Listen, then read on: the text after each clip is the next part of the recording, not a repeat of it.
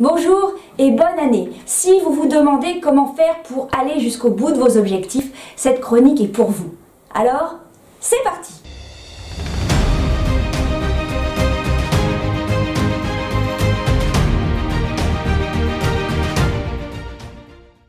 Bonjour, je suis Marie Baudivian et vous êtes sur les chroniques Marie B, la chaîne qu'il faut suivre pour donner de la puissance à votre entreprise et à vos valeurs. Surtout en ce début d'année, c'est le moment d'y aller. Donc, aujourd'hui, nous avons une question de Nathalie qui m'a écrit dans les vœux. Bonjour Marie, je profite des vœux pour vous demander si vous avez quelques conseils à donner pour m'aider à respecter mes objectifs cette année. C'est toujours très difficile de tenir mes résolutions personnelles et professionnelles. Chaque année, je suis déçue de moi. À très bientôt, Nathalie. Nathalie, merci beaucoup pour cette question et surtout ne soyez pas déçue de vous, vous n'êtes pas la seule. Je suis passée par là et encore aujourd'hui c'est très difficile et comme il y a beaucoup de choses sur internet sur ce sujet-là, je suis allée enquêter, creuser et je suis allée voir du côté des neurosciences appliquées et en réalité, les neurosciences appliquées nous donnent des tas de réponses sur ce sujet pour nous permettre d'aligner notre inconscient avec nos décisions. Parce qu'en fait, dans le fait d'aller jusqu'au bout de ses objectifs, il y a une question d'engagement et de ne pas remettre en cause, nos décisions. C'est-à-dire qu'une décision n'est pas négociable. À partir du moment où vous prenez une décision, vous allez jusqu'au bout. Le problème, c'est que notre inconscient n'est pas toujours d'accord avec ça.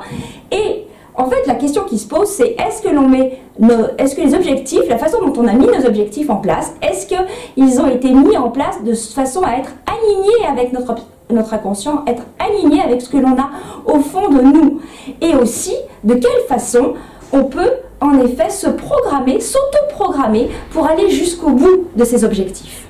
C'est justement ce que nous allons voir aujourd'hui. Parce que en fait, si nous n'allons pas jusqu'au bout de nos objectifs. Et si justement, comme vous Nathalie, vous avez ce sentiment de déception, alors vous risquez de perdre confiance en vous et surtout aussi c'est l'image de vous, c'est l'image de soi qui risque d'en prendre un coup.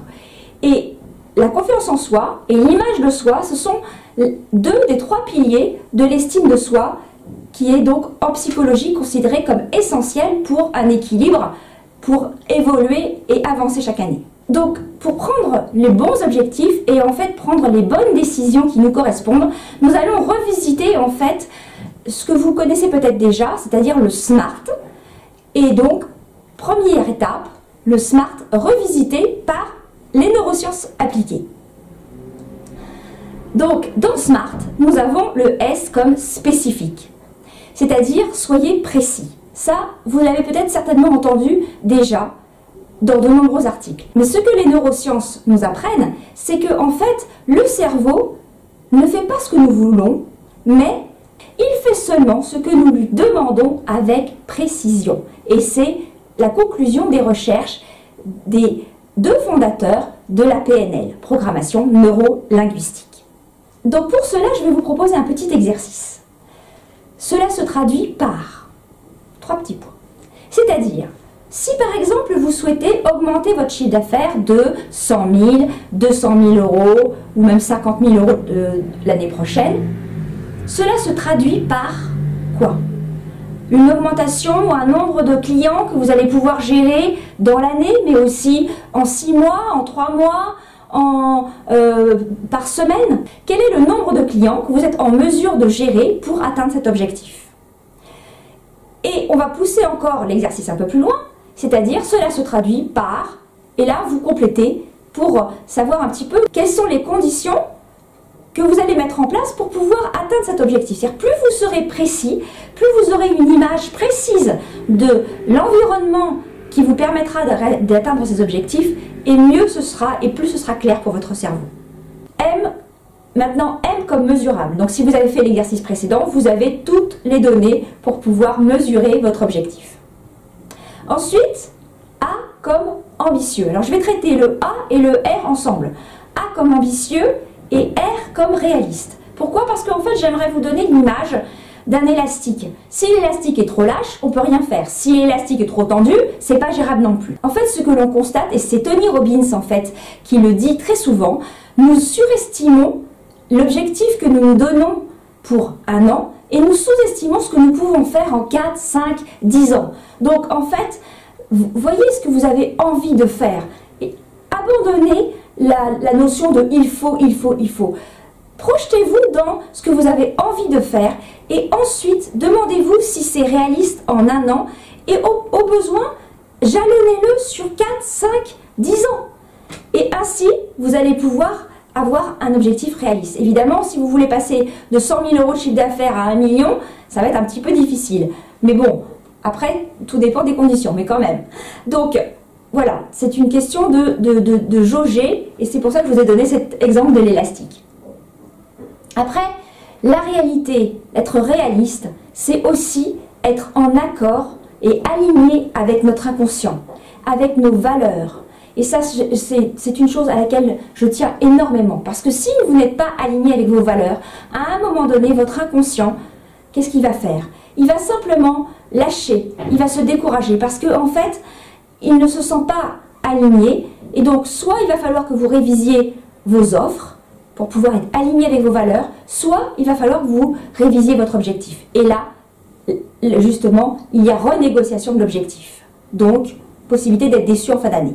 Et maintenant, on en arrive à la dernière lettre de SMART, c'est-à-dire T, pour inscrit dans le temps. Donc en fait, vous le savez, si on ne se fixe pas de date butoir, il ne se passe rien. Donc ce que je vous propose, c'est au moins de pouvoir vous dire, au 31 décembre 2018, j'aurai réalisé tel chiffre d'affaires, par exemple, si c'est un chiffre d'affaires, et dans telle et telle condition. Et vous reprenez l'exercice, le premier exercice qu'on a fait pour le S de spécifique pour être le plus précis possible.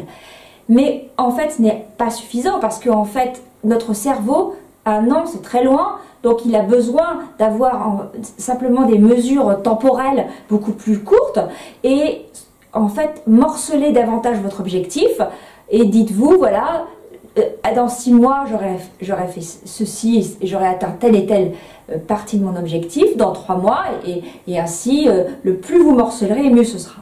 Donc nous avons en fait fini pour le SMART, et nous avons donné à notre cerveau, on va dire, une structure intellectuelle, j'allais dire, pour le motiver et lui donner une direction par rapport à son objectif. Mais c'est largement insuffisant parce que en fait, nous ne sommes pas faits que d'intellect, nous sommes faits de sens, nous sommes faits de mouvement et donc il faut véritablement nous approprier cet objectif-là pour qu'on soit aligné entre notre conscient et notre inconscient. Ok? Donc, ça en arrive à la deuxième étape qui est de projetez-vous dans l'après. Alors qu'est-ce que ça veut dire l'après? C'est tout simplement en fait les bienfaits que vous allez pouvoir, ce que vous allez pouvoir vivre grâce à la réalisation de vos objectifs. Et pourquoi s'y projeter? Parce que en fait la bonne nouvelle, c'est que les neurosciences appliquées nous disent que notre cerveau ne fait pas la différence entre une situation vécue et une situation imaginée. Bingo!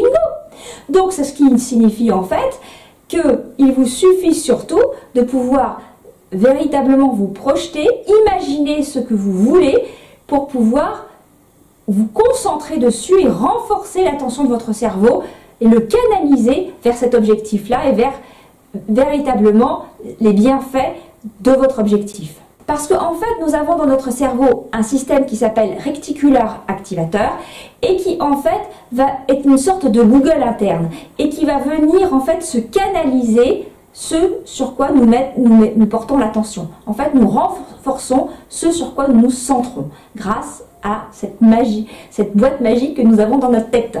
Donc, tout ça pour vous dire en fait que l'exercice que je vous propose est véritablement de prendre une feuille de papier, de faire 2 colonnes, avant et après, de noter bien l'état actuel de ce que vous vivez et ce que vous recherchez. Donc, pour vous projeter dans cet après, il faut que vous puissiez vous visualiser ce que vous voulez. Par exemple, ça peut être un voyage, mais aussi non seulement de le visualiser, mais aussi de vous imaginer le vivre dans vos 5 sens, avec les odeurs que vous pouvez ressentir, le mouvement. Vous prenez le bateau pour aller d'une île à une autre si vous faites un voyage. Il faut donc vraiment que vous vous appropriez ces moments-là pour que votre cerveau ait envie de faire le pont entre l'avant et l'après. Comme ça. Et n'hésitez pas surtout aussi à morceler vos projections, c'est-à-dire que vous avez morcelé votre objectif dans le T de SMART tout à l'heure, et vous allez aussi morceler votre projection, c'est-à-dire dans 6 mois où vous en serez, visualisez-le, dans 3 mois où vous en serez, visualisez-le, et qu'est-ce que vous ferez avec la réalisation de ces objectifs intermédiaires. Alors Nathalie, voici ma réponse à votre question, et j'espère sincèrement que ça va vous aider. Maintenant, pour vous tous, parlez-moi de vous. Comment fixez-vous vos objectifs? Quelles sont vos stratégies pour les maintenir, les réaliser dans la durée? Et surtout, j'aimerais vraiment savoir quels sont les éléments dont je vous ai parlé aujourd'hui que vous allez mettre en application très rapidement. Surtout, n'oubliez pas, gardez le cap, car vous avez une expertise unique dont le monde a besoin pour avancer. Alors, prenez votre place. Merci beaucoup pour votre attention. Si vous avez aimé cette vidéo, likez. Sinon, partagez aussi avec vos amis et abonnez-vous si ce n'est pas déjà fait. Merci beaucoup, je vous retrouve dans une prochaine vidéo. À très bientôt.